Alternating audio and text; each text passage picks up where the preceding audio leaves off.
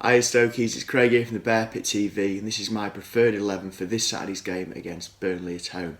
So, this is coming off the back of a very, very decent 1-0 win against Watford away. It was a performance that I couldn't really predict when I heard the lineup. There was a load of players that came in that haven't featured for a long time. So we had Walters, who'd not really started again for a long time. Juve, who really hadn't started for a while, and I couldn't see him get into the squad anywhere.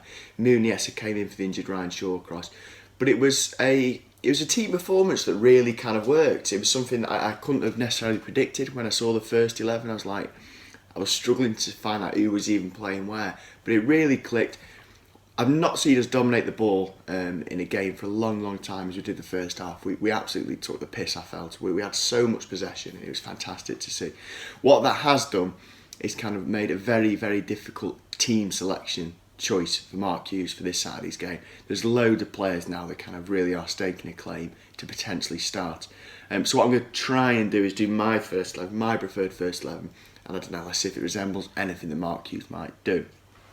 So, in net, obviously, is Grant. I think the Jack balloon's getting closer and closer, but still not quite there, so naturally it's going to be Grant in net. At fullback, it'll be Glenn Johnson. He looked a little bit tired, but quite efficient at the same time for his first proper game back since injury. At centre-back, I'm going to go for Indy, and then Muniesa, and then full-back Peters. The reason I'm going for that back four is I believe that Ryan Shawcross is still out. I think he started training, and he may come back in. If he's available and fit, naturally I'll play him instead of Muniesa. But I don't think he will be. I get a feeling from the comments Mark Hughes made that he's not quite there. I think he's taken a knock to his calf or something like that. So the back four will be Johnson, Indy, Muniesa, and that's where I think Muniesta's best position is at centre-back, and Eric Peters at left-back. Midfield is Shaq on the right as always. Whilst I'm briefly on Shaq, I'd love the opinions of the people that are watching this video. Did he play well against Watford? I'm not saying for 1 second that he was poor, because he wasn't. I did think he played quite well. But I'm getting really polar opinions on his performance against Watford. Some people are saying he was easily the man of the match, he was great, he was amazing.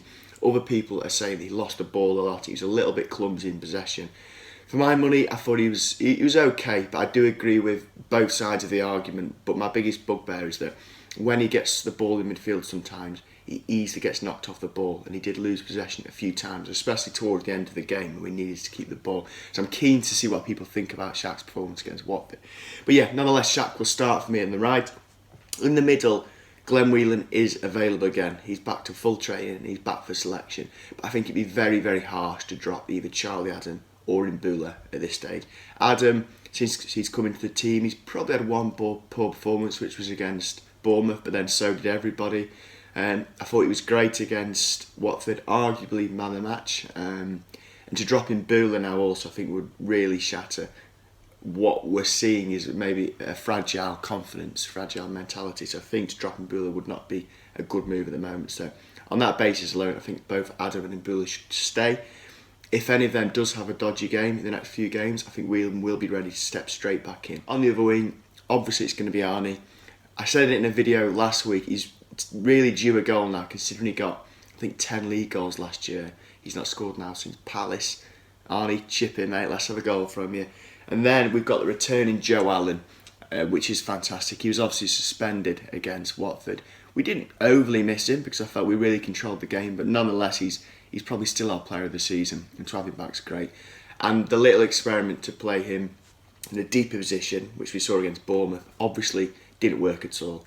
And for the time being, Allen has to be played in that number 9 role, just off the striker. The striker was probably the most difficult position to choose, I think. Obviously, Juve had a great game. I mean, he wasn't up front, Juve, but he had a great game down the wing. I've never seen a player put so much commitment in. I think he was jumping over people and jumping into challenges. He was really, really fantastic. I thought he played amazing, Juve. And likewise, John Walters had a really, really good game. I think he's a proper leader at Stoke. And if Hughes picks the wrong team in the context of leaders, our first 11 can look a little bit, I don't know what the word is, non-vocal. But when you've got John Walters on the pitch, he really does give you that presence of a leader. And I was delighted to see him captain at Stoke, because I think he deserves that. So they played very well, but despite me saying all that, I think I am going to go for Bonnie. I believe that the comments might slate this choice the most. The reason I'm going to go for Bonnie is I think when he plays off Joe Allen, that's when you see the best of Bonnie.